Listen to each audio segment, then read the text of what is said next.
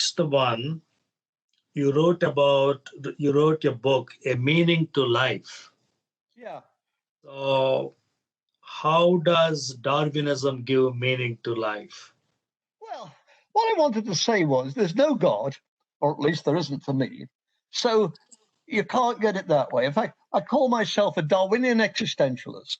As Sartre says in Existentialism and Humanism, our position is that even if God exists, it makes no difference. And I agree with that. I don't think you should live your life trying to get into heaven.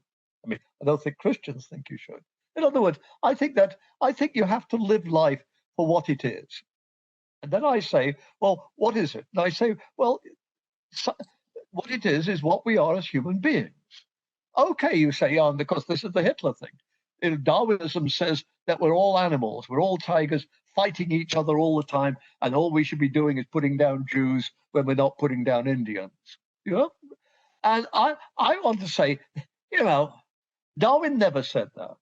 And today, modern sociobiologists or evolutionary psychologists and others all say the reason why humans have been so successful is that we cooperate, that we work together, that we are an integrated group. And John Stuart Mill says it. I mean, as a philosophy, he says, if I meet somebody who is of moderately good circumstances and is not happy, then I can tell you that person is thinking only about themselves. And I think that's so true. You think of the people you know, in your department or your job. And, there's some people who are not particularly important people, but you know that if you ask them to do, let's say, a job at the last end of the day, or, one of your colleagues falls sick just when the term's about to start, and the chairman says to you, would you mind taking over his class? I realize it's an imposition, but somebody's got to do it. And what you say to the chairman is, up yours, I hate you. Where's the textbook? I'll do it. And I'll bet you've got somebody who's not only a nice person, but basically a happy person. And then if you've got somebody who says, no, I couldn't possibly do it. It's not my field, and I'm already overworked. And I'll bet you that is not the happiest member of the department. It's true. And so what I want to say is that to be a human being is to be a cooperator. And it's this way. The only truly happy person is the person who's serving others. I think that's true. And so what I want to say is the meaning of life is be a human being. Be a human being. And that means caring about and serving others. And I think you will find true happiness there and true meaning. I don't think I've always been perfect, but I'm almost 80 now, and I look back over my life and I say, it's been a really rather wonderful, satisfying life. And why has it been this way? Well, because I've been a teacher. I've been able to give so much to young people. I'm fortunate. I love young people. I mean, I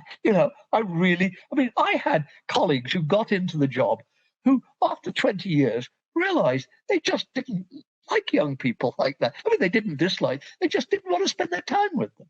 I mean, I'm not sure I'd be a very good doctor. I'm not sure I'd be very good always dealing with sick people. Some people I think are. Some people, I've got a son who's a nurse, and I think he's really good at that. That somehow working with sick people brings something out in them, which is really wrong. That's not me. But young people, I love working with young people. I really, truly do. And so I look back over my life and I say, yes, I've been able to serve people. I've been able to do a lot, even at my work too. I mean, doing things like this. But I haven't done it to get into heaven. I haven't done it set out to make myself happy by doing it. But I do think I've been happy and satisfied because I've done it. And so that for me is a meaningful life. Okay, very good. I mean, your view of morality that we should cooperate and help other people. And there are some thinkers who say that is just Christianizing Darwinism. And, well, it just so happens I'm just signing a contract of a book to deal with that very issue. So why don't you interview me in a couple of years' time, and I'll tell you the answer to that one. Okay, all right. So, yeah, I was reading John Gray, Seven Types of Atheism. Oh, yes. And he makes this claim that basically that Christian morality has been secularized in completely secular terms. And basically, there is no God. There Well, is you could no say, though, morality. you could say, I mean, personally, I think that my philosophy of life owes as much to Plato and Aristotle as it does to Jesus Christ. And Plato and Aristotle were around 400 years before Jesus, and they weren't Christians. I mean, they believed in a God, or at least some sort of God. So I don't think that I mean, of course, Christianity has played an important role in what one thinks and what I think.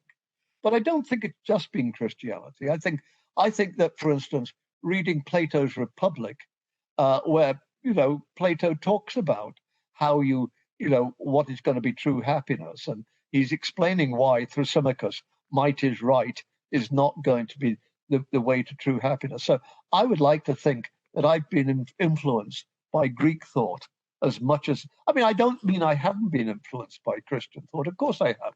Growing up as a Quaker, and the Sermon on the Mount been very important. But I would like to think that I'm not just pushing Christianity secularized. I think that my position owes at least as much to the Greeks as it does to the Jews. What do you think about resurrection of Jesus? Oh, I don't think it's true. But physically, I don't think it's true. But again, I said, and I've written another book about this, that I don't think it matters. I think if I were a Christian, I'd say what really matters to me was on the Sunday, or whenever it was, the disciples were dejected, their leader had died in the most awful way, and then suddenly within them, they said, but he still lives. He's with us. He still lives. I think that's the resurrection, not whether or not a body got up out of the tomb and walked home.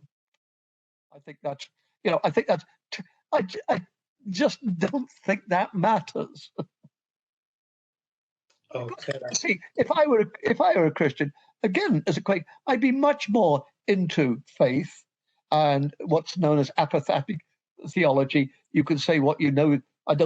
You can't say what Jesus is. Or God is, but he exists, but you can't put it into words. I'm much more comfortable with that kind of religion. I mean, as I say, I'm not a believer, but if I were, I'd be much more drawn to that kind of Christianity than, the God of the evangelicals who, looks like Jerry Falwell. All right. So, Quakers how many Quakers are there? Are the Quakers are still a group? Well, I don't know. I mean, it's been 60 years since I went. I'm told a lot of Quakers are no longer, believe in God. They're much more like Unitarians. But certainly when I grew up, in England, we certainly believed in the existence of God. We believed in Jesus. Quakers are not so big on reading the Bible. They're more into kind of mysticism and that sort of thing. But I certainly grew up, I've always thought, as a very conventional Christian, in the sense of thinking that Jesus died on the cross for our sins. But as I say, whether the resurrection was a real thing or not, certainly for Quakers, it was never something that really mattered. Okay. Thank you so much for giving me this opportunity. And I will be looking forward to your next book. Okay. And then you can interview me again, okay? I am reading right now A Meaning to Life. Okay. And, if you give me liberty, I ask you to think about Jesus and invite him in your heart if you can. Okay, off you go. You don't try and convert me at this stage of the conversation. All right, young man? Thank you, sir. Okay.